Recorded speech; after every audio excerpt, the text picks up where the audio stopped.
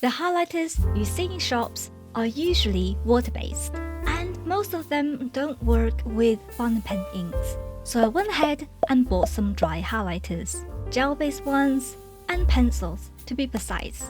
Let's start with gel highlighters. The ones I got are from Staedtler.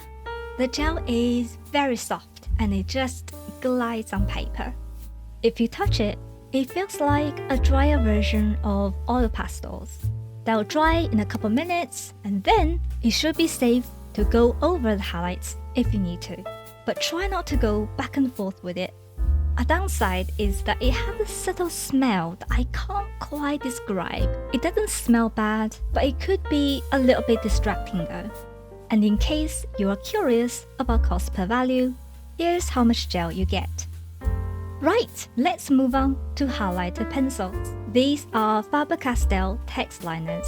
They're nice and chunky with a thick lead, but I'm not sure how the shape is gonna feel for people that don't have a tripod hold.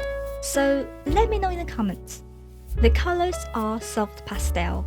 If you like neon colors better, I'm pretty sure you can get them from a different brand.